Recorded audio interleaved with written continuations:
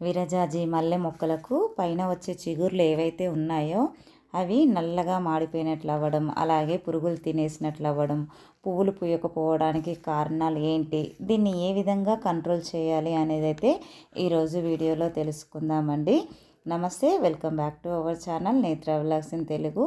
First time మన ఛానల్ని ఎవరైనా కొత్తగా చూస్తున్నట్లయితే ప్లీజ్ లైక్ చేయండి, షేర్ చేయండి, ఛానల్ని సబ్స్క్రైబ్ చేసుకొని పక్కనే ఉన్న బెల్ ఐకాన్ని యాక్టివేట్ చేసి పెట్టుకుంటే నేను వీడియో పెట్టిన వెంటనే నోటిఫికేషన్ అయితే వస్తుందండి. సో దట్ మీరు మిస్ అవ్వకుండా అయితే చూడొచ్చు.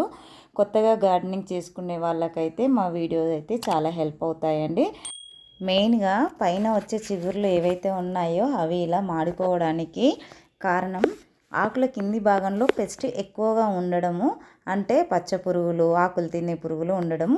ఇంకొక రీజన్ వచ్చేసి ఫెర్టిలైజర్ లోపం అండి. అంటే ఫెర్టిలైజర్ ఎక్కువ తక్కువ అవ్వడం, అంటే ఫెర్టిలైజర్లు ఎక్కువ మోతాదులో ఇవ్వడం వల్ల కూడా ఆకులు మాడిపోయినట్లు అవుతుంది. ఫెర్టిలైజర్స్ తక్కువ ఇచ్చినా సరే ఆకులు మాడిపోతూ ఉంటాయండి. ఎప్పుడు కూడా మనము 15 డేస్కి ఒకసారి కన్సిస్టెన్సీగా మనము ఫెర్టిలైజర్స్ ఇస్తూ ఉంటే మనము ఏ మొక్క నుండి అయినా, అంటే కూరగాయల మొక్క నుండి అయినా, ఫ్లవర్స్ మొక్క నుండి అయినా మంచి హీల్డ్ అయితే తీసుకోవచ్చు.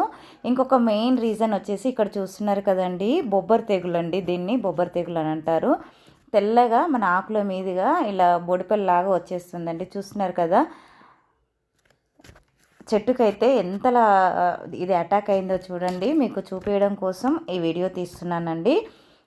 కంటిన్యూస్గా వర్షాలు పడ్డాయి కదండి. ఈ వర్షాల వల్ల నేను స్ప్రే చేయలేకపోయాను.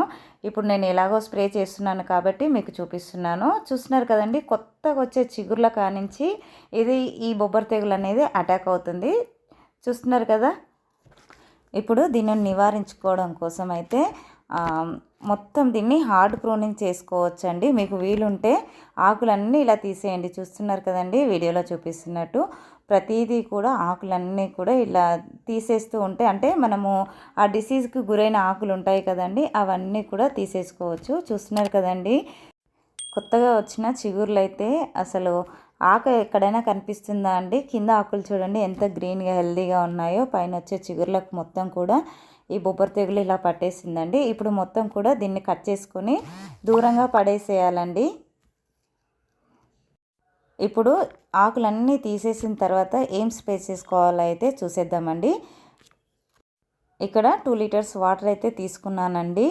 ఇందులో చూస్తున్నారు కదా, సాఫ్ ఫంగిసైడ్ అండి.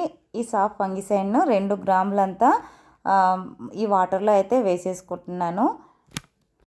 ఈ విరజాజి మొక్కల్లో ఎక్కువగా ఈ బొబ్బర్ తెగులు అయితే కనిపిస్తూ ఉంటుందండి. ఇదైతే చాలా డేంజరు. దీన్ని ఇలాగే వదిలేస్తే ప్లాంట్ చనిపోతుంది. ఎప్పటికప్పుడు గమనించుకొని పెస్టిసైడ్ అయితే స్ప్రే చేసుకుంటూ ఉండాలి. ఈ బొబ్బర్ తెగులు రావడం వల్ల ప్లాంట్ అయితే గ్రోత్ ఉండదండి, పువ్వులు కూడా పుయ్యవు. ఈ ఫంగిసైడ్ను కొమ్మలు కూడా తడిసే విధంగా మొత్తం కూడా స్ప్రే చేసుకోవాలండి.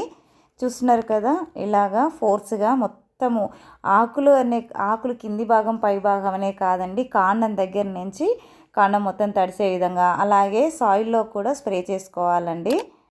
నా దగ్గర 2 మొక్కలు అయితే ఉన్నాయండి. పక్కనున్న ప్లాంట్ మొత్తం కూడా ఎఫెక్ట్ అయింది బొబ్బర్ తెగులుకు. ఇది మాత్రము అక్కడక్కడ ఇప్పుడే స్టార్ట్ అయిందండి. సో రెండిటికి కూడా మొత్తం ఇలాగా స్ప్రే చేసేస్తున్నాను. మామూలుగా 15 డేస్కి ఒకసారి అయితే పెస్టిసైడ్ స్ప్రే చేసుకుంటాం కదా. మొక్కలకు డిసీజ్ వచ్చినప్పుడు 3 డేస్కి ఒకసారి స్ప్రే చేసుకుంటూ ఉండాలి. ఈ ఫంగిసైడ్ ఆకుల కింది భాగంలోనే కాకుండా చెట్టు మొదల దగ్గర నుండి స్ప్రే చేసేయండి. ఐ హోప్ ఈ వీడియో మీకు ఇన్ఫర్మేటివ్గా ఉందనే అనుకుంటున్నాను. వీడియో నచ్చితే లైక్ చేయండి, షేర్ చేయండి, ఛానల్ని సబ్స్క్రైబ్ చేసుకోండి. Thank you for watching my videos.